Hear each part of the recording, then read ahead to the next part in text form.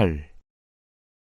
따라준 독삼탕을 마시고 문간에서 발발 떨은 그와 작별한 날은 인적 없는 쓸쓸한 거리로 나왔다.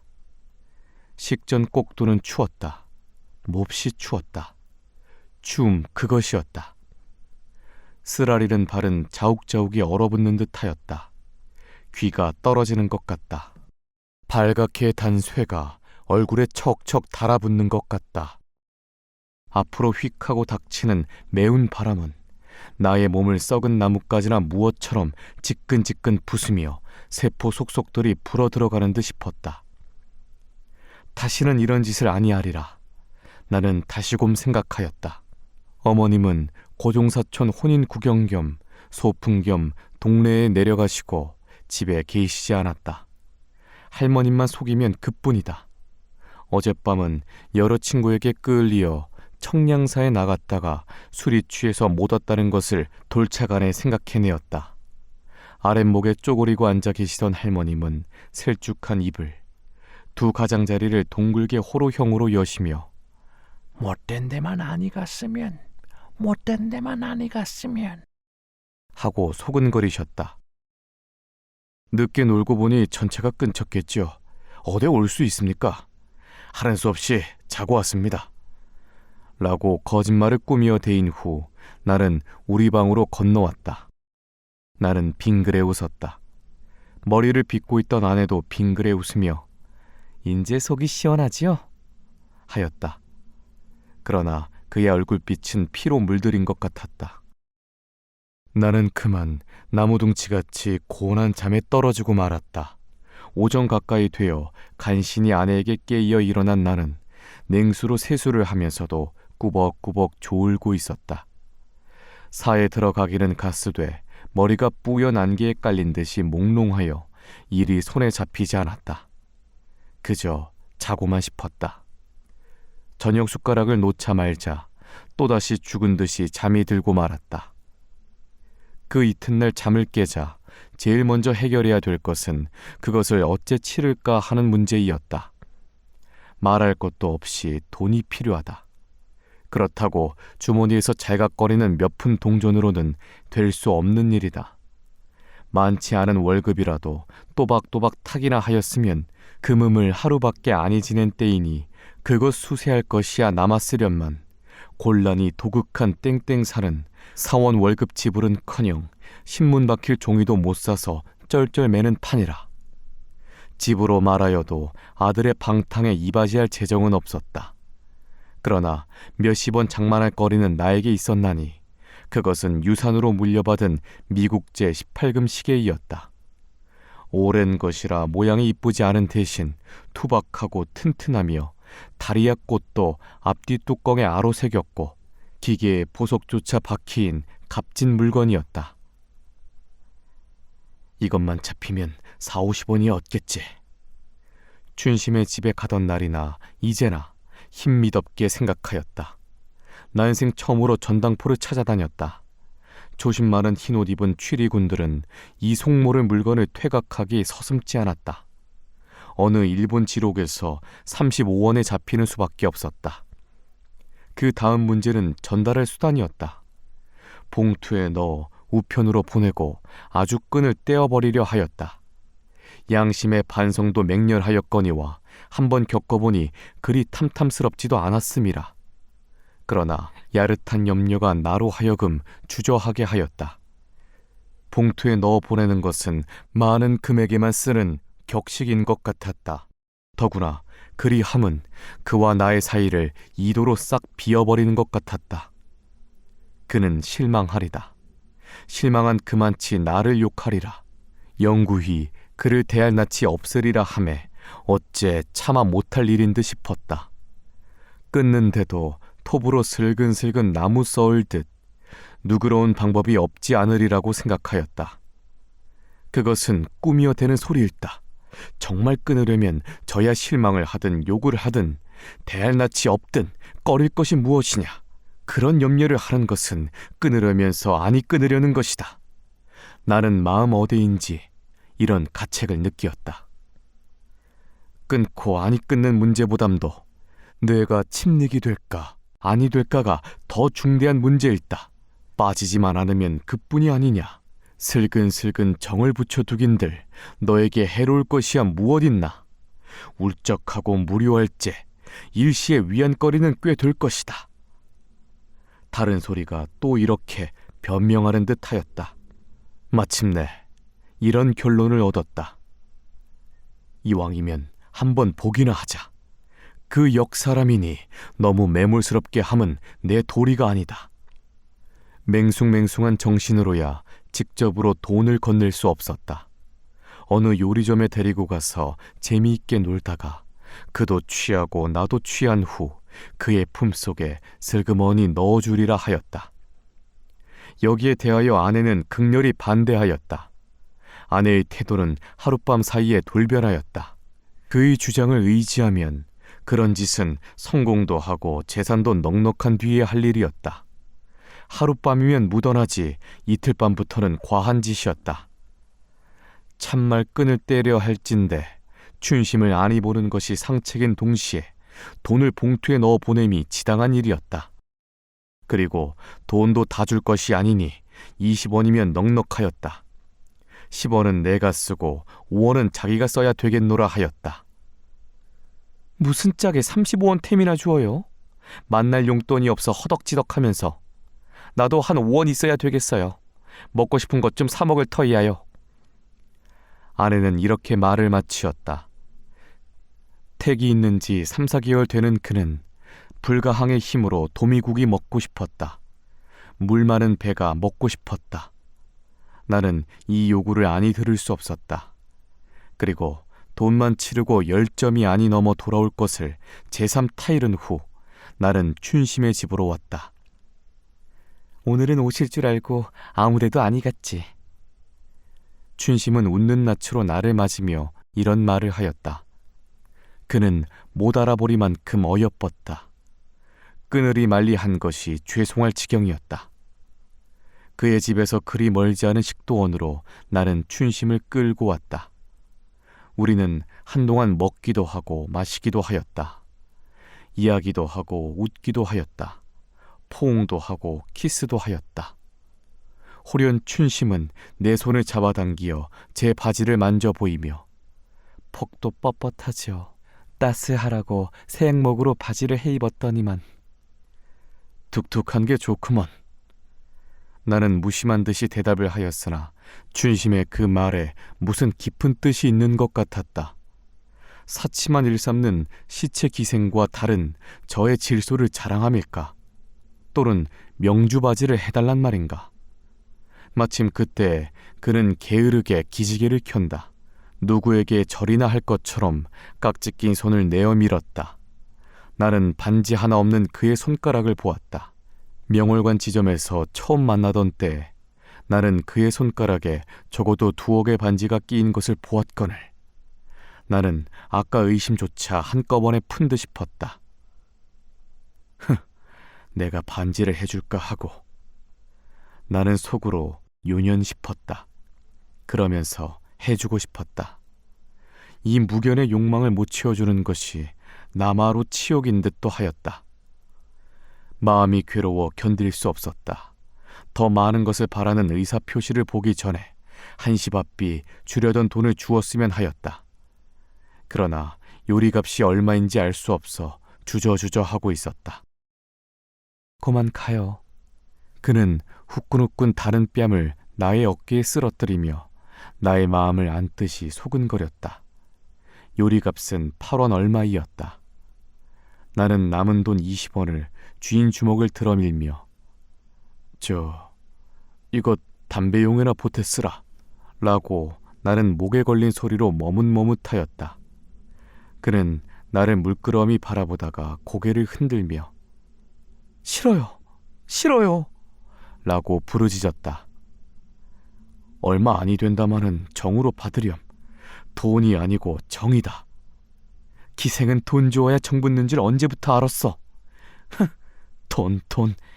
기생년은 정을 정으로 못 찾고 돈으로 찾는담? 하고 춘심은 한숨을 내어 쉬었다. 나는 어찌할 줄 몰랐다. 돈이 정, 정이 돈, 기생년의 팔자란.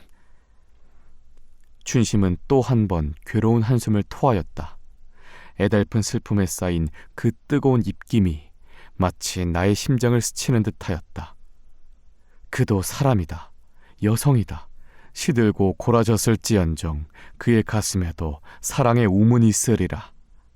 지금 그 말은 연몰해 가른 사랑에 애끓는 신음이리라.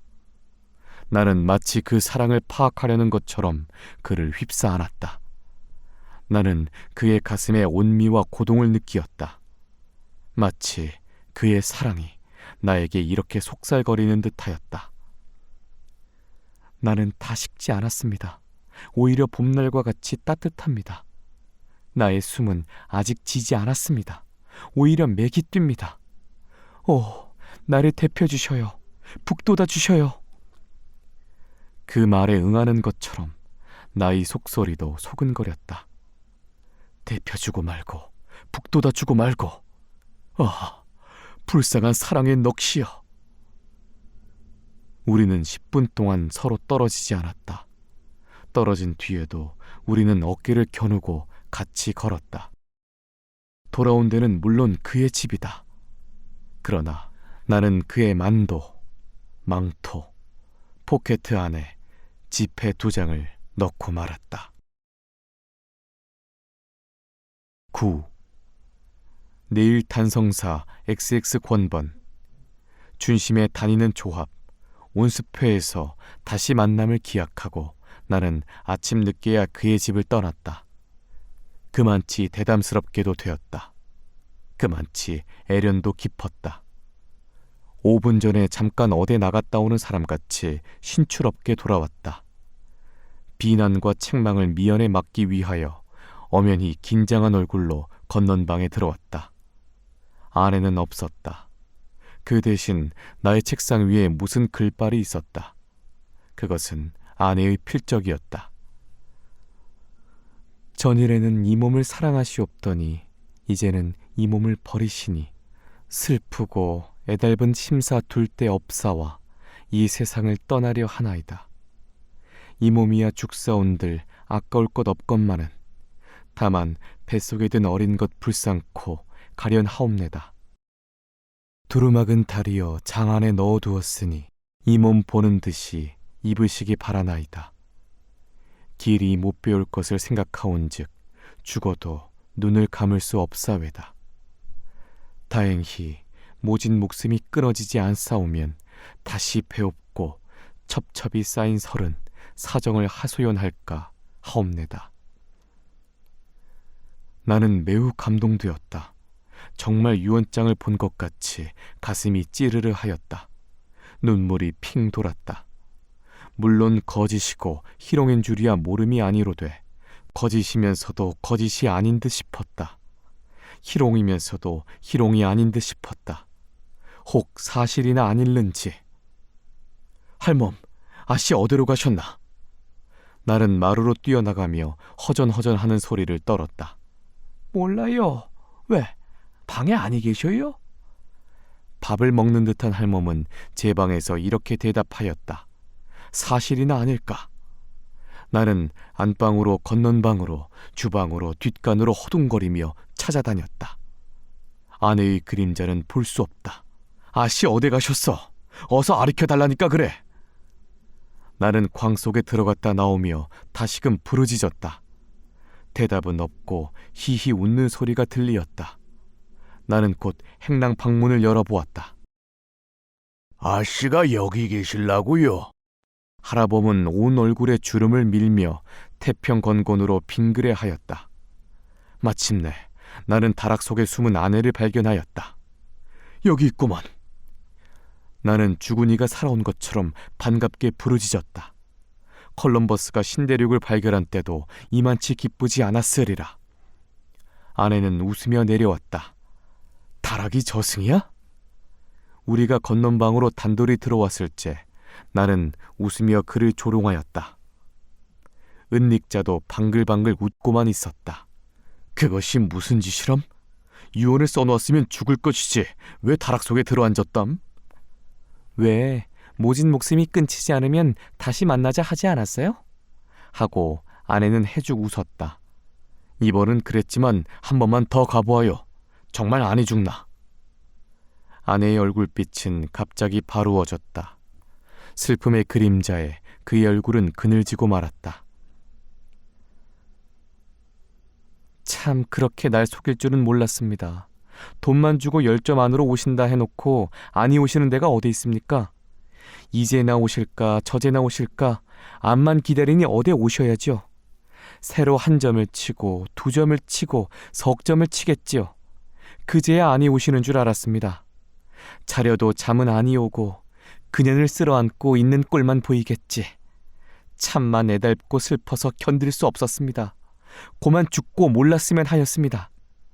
그래, 요압 우물에 빠질까 하였습니다. 내가 한 것에 왜 남의 손을 대이랴 하고 밤중에 일어나 당신의 두루마기를 다렸습니다.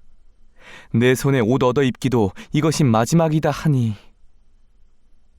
말을 마치지 못하여 그의 코가 연분홍색을 띄워 실룩실룩 경련하기 시작하였다. 그러자 말자 2줄기 눈물이 흰 선을 그리며 뺨으로 흘렀다. 뒤미쳐 투명한 액체는 흐르고 또 흐른다. 이것을 보고야 아무리 춘심의 지주망에 감긴 나인들 어찌 그의 고충을 살피지 못하랴. 실행은 않았지만 사를 생각한 것은 해보담도 명백한 일이다. 그런 생각이 든 것만치 그의 속은 쓰렸으리라. 아팠으리라. 울기는 왜? 울기는 왜? 라고 나는 위로하였다. 그러나 나의 눈도 젖기 비롯하였다. 속눈썹에 뜨거운 눈물이 몰림을 느끼었다. 또 가시렵니까? 또 가시렵니까? 이윽고 아내는 울음에 껄떡이며 다그쳤다. 또 갈 리 있나? 또 갈 리 있나? 말뿐만 아니라 마음으로도 맹세하였다. 그러나 춘심과 만나자고 기약한 때는 왔다. 그 이튿날 저녁이다. 단성사에 갈까 말까. 이것은 해결키 어려운 문제이었다. 암만 해도 가고 싶다. 가도 무방할 핑계를 얻으려고 애를 썼다. 단성사는 춘심의 집이 아니다. 공공의 구경터일다. 춘심을 보려 가는 게 아니라 구경하러 가는 것이다. 또 이번 이 흥행은 XXX 양악대에 기부하기 위하여 우리 사에서 주최한 것이니 가보아야 할 의무가 있다. 누가 나를 보더라도 춘심을 만나려고 오지 못할 때를 왔단 말은 아니할 것이다. 아니 가는 것이 도리어 남으로 하여금 이상하게 여기게 할 것이다. 또 춘심을 만날 기회는 이후라도 많을지니 보아도 수류 운공할 시련이 필요하다. 보기 위해서 가는 것이 아니나 정을 끊기 위해서 반드시 가보아야 되리라. 이유는 얼마든지 있었지만 혼자 가기가 무엇하던 차 마침 씨가 구경 가자고 왔다. 나는 즐거이 따라 나섰다. 8점 가까이 되었을 때라 위층 아래층 할 것 없이 관람석은 입추의 여지도 없었다. 휘황한 불빛도 담배 연기와 사람의 입김에 흐리멍텅하였다. 나는 압박과 질식을 느끼었다. 나의 눈은 부인석에서 춘심을 찾고 있었다. 눈, 코는 분간할 수 없고 분면의 윤곽만 총총히 인형같이 꽂히어 있다. 모두 춘심 같으면서 모두 아니었다. 저 무대 뒤로 들어갑시다. 거기는 난로도 있고 차도 있으니 그리고 구경하기도 좋을 터이지. 하고 씨는 나를 그리로 끌었다. 거기에는 푸른 것, 붉은 것, 누른 것, 가지가지 의상이 눈을 현란케 하며 모두 비슷비슷한 기생이 우물우물하였다. 특별히 못생긴 것도 없고 특별히 잘난 것도 없었다. 향기는 고만두고 썩어가는 몸과 마음의 송장 냄새가 그곳 일면에 자욱하였다. 나는 일종의 공포와 구역을 느끼었다. 그야말로 계집 냄새가 날 지경이었다. 그 가운데에도 춘심의 그림자는 보이지 않았다.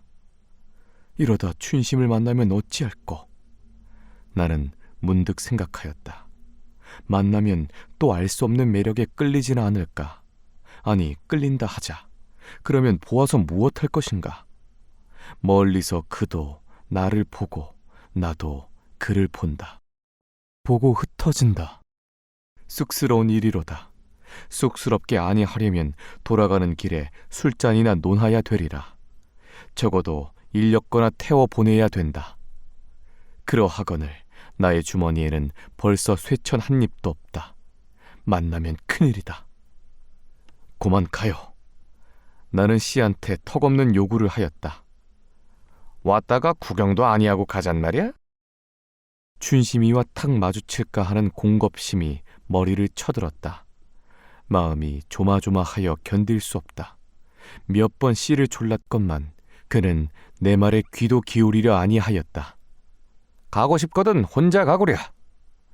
씨는 마침내 성가신 듯이 말을 던지고 어느 기생과 이야기하기에 골몰하였다. 나는 할 일 없이 또 머뭇머뭇하였다. 그럴 사이에 어째 건너편을 보고 나는 깜짝 놀랐다. 회색 망토에 까만 하부다이 수건을 두른 춘심이가 어느 결인지 거기 와 있다. 다행히 나는 저를 보았건만 저는 나를 못 알아본 모양이었다. 나는 불시에 돌아섰다. 무대로 드나드는 왼편물은 잠기어 있다. 나가려면 춘심의 곁을 지나야 되겠다. 이야말로 진퇴유곡일다. 그래도 되든 말든 두 판 짚고 한번 나가나 보자. 나는 그리를 향하고 급히 걸었다. 일평생에 관계되는 중대한 일을 단행할 때처럼 나는 더할 수 없이 흥분하였다. 그는 나를 보았다. 둘의 거리는 한자도 아니 된다. 마침 지나치는 사람은 많고 그곳은 좁았다. 나는 춘심에게 외면을 하고 사람 틈바구니에 휩쓸리어 쏜살같이 이 난관을 넘으려 하였다. 나 좀 보아요 하는 듯이 그는 살금살금 나의 외투자락을 잡아당기었다.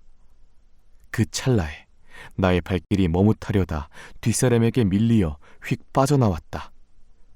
문간에 나섰다. 안심의 숨을 내쉴 겨를도 없이 후회가 뒤미쳤다. 범치 못할 죄악을 범한 듯하였다. 얼른 본 춘심의 얼굴은 전보다 10배, 100배 더 아름다웠던 것 같았다. 그 가야금 병창을 못 견디리 만큼 듣고 싶었다. 도로 들어갈까? 문지기 보기가 부끄러워 그럴 수 없었다. 발이 뒤로 당길 듯 하면서도 앞으로 옮겨졌다. 가슴은 미친 바람에 뒤집히는 바다 모양으로 울렁거리었다. 머리는 벼락에 맞은 듯하였다. 어느 때 시작된지 모르는 빗줄이 얼굴을 때렸건만 찬 줄도 몰랐다. 분화산 모양으로 온몸이 뭉울뭉울 타는 듯하였다. 무슨 까닭인지 나로는 알 수 없다. 심리학자는 설명하고 싶은 대로 하여라. 10. 며칠 동안 발을 끊었다. 그러나 알 수 없는 무슨 힘이 나를 끔을 어찌할 수 없었다. 그 힘은 어디 얼마나 달아나나 보자고 그가 나를 메어놓은 실과 같았다. 달아나면 달아나는 대로 그 실은 풀리었다. 하되 잠깐만 걸음을 멈추면 그 실은 차츰차츰 감기어 뒤로 이끌었다. 어느 때는 머리올같이 가늘고 가늘게 되어 이것이 터진다. 고만 이리 와요. 살근살근 달래며 마음이 간질간질하게 잡아당기기도 하였다. 어느 때는 쇠사슬 모양으로 굵고 튼튼하게 되어 이리 안 올 테야 위협하는 듯이 쭉쭉 집어치기도 하였다. 이 편에서 버티는 힘이 부족하면 휙 따라가는 수도 있다. 하루날 그 집 골목까지 따라간 일이 있다. 그 집 대문을 보자. 애 뜨거라 하고 나의 넋은 다른박질하였다. 바른 길로 일 없이 진고개를 올라갔다. 늘 하는 모양으로 책사에서 책사로 돌아다니다가 저물게야 수표교로 빠져 돌아오는 길이었다. 대관원에서 어떤 젊은 신사가 기생 하나를 데리고 나온 것을 보았다. 나의 마음은 다시금 동요하였나니 그 기생의 걸음걸이며 뒷모양이 할일 없는 춘심이었음이라. 나는 걸음을 재게하였다. 느리게 하였다 하며 요모조모 살피기를 마지 않았다. 그 나붓이 늘어진 귀민머리조차 천연 춘심이었다. 그럴 즈음에 그 기생은 뒤를 힐끗 돌아보았다. 마치 내가 뒤따라옴을 아는 것처럼. 얼굴이 같을 뿐만 아니라 사죄하는 듯한 웃음조차 건네는 듯도 하였다. 나는 그 자리에 사라지는가 의심하였다. 그러나 내가 쏜살같이 그의 곁을 스치며 모든 것을 꿰뚫어 보려는 일별로 그가 춘심이 아님을 간파하였다. 온전히 나의 착각임을 깨달았다. 나는 이런 일을 금방, 은방 앞에서 전차 정류장에서 한두 번 겪지 않았다. 마치 나의 눈에 춘심이란 색안경이 끼이어 도처에 춘심을 발견하는 것 같았다. 홀로 시각뿐만 아니다. 나의 관능이란 관능은 모두 그러하였다. 그 고소한 머릿기름 냄새를 아내의 머리에서 맡기도 하였다. 그 야릇한 향기를 나의 소매에서 느끼기도 하였다. 그의 소리, 살, 냄새는 벌써 그의 전유물이 아니고 낱낱이 나의 속 깊이 잠겨있는 듯하였다. 이 모든 것들이 환원작용으로 본임자와 어우러지라고 발버둥을 하고 있거늘 그래도 끈을 떼었거니 하고 있었다. 정말 떼어졌을까? 보라, 어느 연회에서 다시금 만난 우리는 어찌 되었는가? 처음은 서로 눈인사만 교환하였다. 그리고 피차 모르는 사람 모양으로 시침을 떼고 있었다. 하건만 연회가 끝나고 요리조 문 밖을 나왔을 때 그의 손은 나의 손을 힘있게 쥐었다. 어쩌면 그렇게 매정하십니까? 그는 말을 꺼내었다.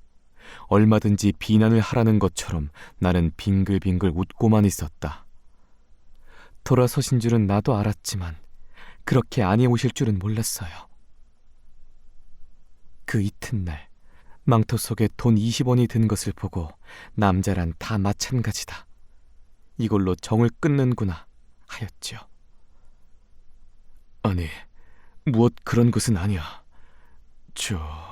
남의 말을 좀 들어요. 이것이 들어 남의 좋은 사이를 갈랐구나 하고 그 지전투장을 쪽쪽 찢어버리고 싶었어요. 이다지도 남의 마음 쓰는 것을 모르는가 하니 야속해 견딜 수 없었어요.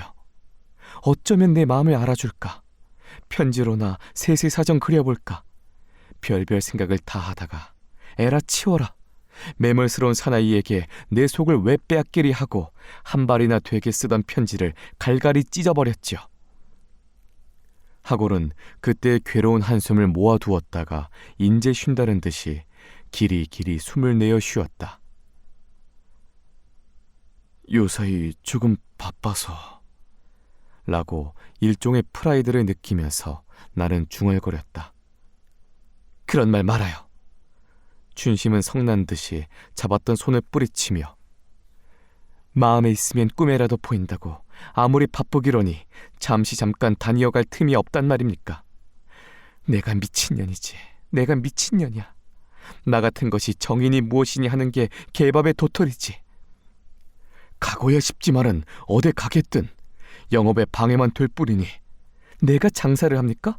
영업이 무슨 영업이란 말씀이요. 그런 이면치레를 하는 것부터 마음이 없어서 그러는 것이지요. 짜정 보고 싶어 보시오.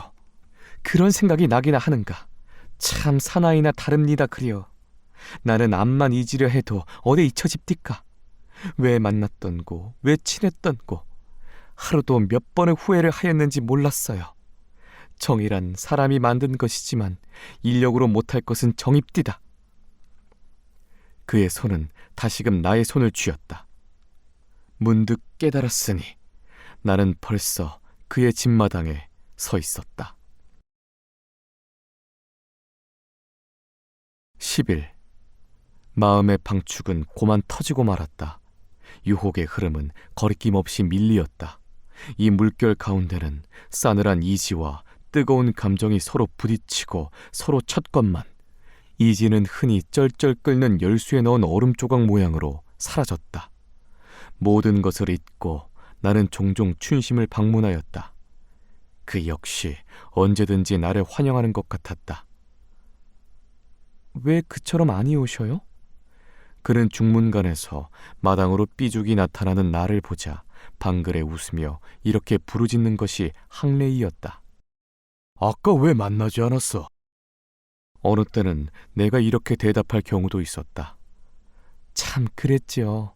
나는 또 깜빡 잊었지. 금방 보고도 금방 안 입은 것 같아요. 하고 둘이 웃는 수도 있었다. 그리고는 밖에야 햇발이 따뜻하든 달빛이 밝든 밀장은 한문이 되었다. 사랑은 낙원을 지을 수 있다. 진세의 아무런 경치와 아무런 풍정도 이에 미칠 것이 무엇이랴. 거울같이 마주만 앉으면 그뿐이다. 말은 말끝을 좇고 웃음은 웃음 뒤를 이었다. 피차의 처지를 설명하자 온해도 하고 번민도 한다. 그러나 사랑으로 하여 하는 온해요 번민이라 딴 일로 말미암은 그것보담 달랐다.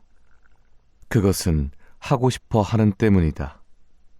그런 생각을 다 하면 무엇합니까?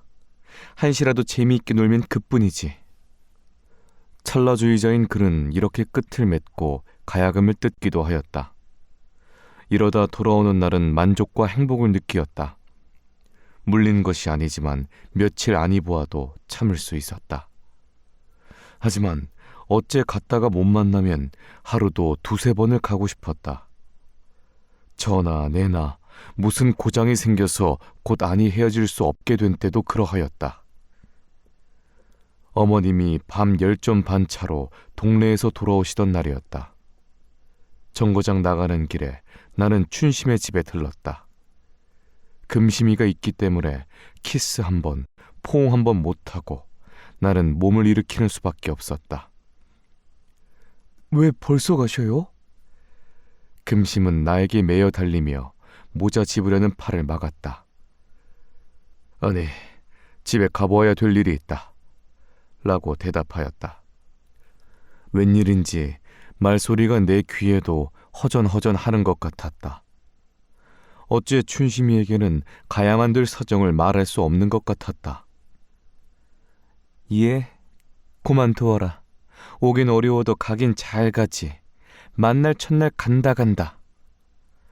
라고 춘심은 세모록하게 굵어 잡아당기었다. 모자는 썼건만 그 음향이 전기같이 나에게 끼치어 몸을 꼼짝도 할 수 없었다. 잠깐 답답한 침묵에 온 방안 공기가 응결되는 듯 싶었다. 금심은 물끄러미 나를 치어다보고만 있다. 춘심은 차마 가는 뒷꼴을 못 보겠다고 하는 듯이 고개를 푹 숙이고 있다. 시키시마의 권련을 빼어 입으로 그 담배를 불어 빼고 흰 종이를 볼록볼록하게 만들고 있다. 차라리 가지 말라고 나의 소매를 잡아당겼던들 이렇게 가기 어렵지 않으련만. 아이고, 좀 붙잡으셔요. 민망하였던지 금심이가 마침내 침묵을 깨뜨렸다. 그만두어라. 양류가 천만사인들 가는님 어이하리. 라고 춘심은 노래 부르는 어조로 한숨을 내쉬었다. 하건만 나를 쳐다본 애끓는 정이 서린 추팔은 무해라고 형용할 수 없는 느낌을 주었다. 다만 1시간이라도 반시간이라도 더 놀았으면 하였다. 그러나 기차 대일 정각은 이미 임박하였다. 마루까지 나오는 수밖에 없었건만 그와 작별치 않고는 차마 내려설 수가 없다. 나는 닫혔던 미닫이를 다시금 열었다. 그는 여전히 고개를 숙이고 있다. 오직 한 번이라도 나를 보아나 주었으면. 그냥 가려니 발이 떨어지지 않는걸. 나는 진정을 농담으로 엄벙하였다. 그는 얼굴을 들었다. 하염없이 웃으며 아무리 무정한 님인들 작별이 안 할 수 없지 하고 일어서 나온다. 사람 눈 없는 어슴푸레한 마루에서 둘의 그림자는 하나이 되었다. 밤에 볼 일이 무슨 볼 일이요? 그는 물었다. 그 소리는 성난 듯도 하고 우는 듯도 하였다. 어머님이 오늘 밤에 오신대. 시방 정거장에 나가는 길이야. 진작 그런 말씀을 하실 게지. 그러면 어서 나가셔야 되겠구려. 하면서도 나를 놓지는 않았다. 더욱 그의 몸이 달라붙음을 느끼었다. 나의 다리가 마루 끝을 내려서릴 적마다 무릎으로 막았다. 입으로 가지 말라는 것보담 그의 몸짓의 말이 더욱 웅변이었다. 이윽고 나는 구두를 신었다. 그도 나를 따랐다. 중문과 대문 어금에서 우리의 그림자는 또 한 번 합하였다. 어서 가셔요. 나는 어찌할꼬. 일찍이 좀 자려무나. 나는 그가 녹주 홍등에 시달리며 밤마다 잘잠을 못 자는 것을 생각하고 이런 말을 하였다. 어디 잠이나 오나요? 어슴푸레하게 달은 비치고. 그날은 봄의 기분이 벌써 뚜렷한 밤이었다. 담회색 구름은 연기같이 흐르고 있다. 그 속으로 윤곽조차 확실치 않은 달 그림자가 희미한 광선을 헛고 있다. 무해라고 말할 수 없는 봄향기에 채운 이 공기, 이 정적, 이 방명, 더구나 베일에 감긴 처녀의 이체 같은 어스름달, 이 모든 것들에게는 비밀의 정열의 발효를 느낄 수 있었다. 봄 마음으로는 잠도 아니올 밤이다. 나도 한참 황홀하였다. 참 가셔야지. 차 시간 늦을라. 하고 그는 문득 감았던 팔을 풀었다. 자, 가십시다. 하면서 그는 양인이 하듯 내 팔을 얼싸 끼고 깨을한 발자국을 옮겼다. 그러면서 이러고 멀리 갔으면 이라고 꿈꾸는 듯이 말을 하였다. 문간 전등 밑에서 우리는 떨어졌다. 어서 들어가. 나는 한마디를 던지고 돌아섰다. 두어 걸음 가다가 뒤를 돌아보니 그는 그대로 서 있다. 두 눈이 이상하게 빛나는 것 같다. 내 마음 탓인지 모르되 분명히 눈물이 도는 듯하였다. 몇 걸음 가다가 또 돌아보았다. 밤만 대문한 어둠 속으로 사라진 그의 초연히 돌아선 꼴이 눈에 띄었다. 그것이 아주 사라지자 청순궂게 부르는 노래 한 가락이 나의 뒤를 따라왔다. 욕망이 난망이요 불사이 자사로다. 갈 걷자 설워 마라. 보낼 송자 나도 있다. 이런 뒤로는 정이 더욱 깊어진 듯하였다.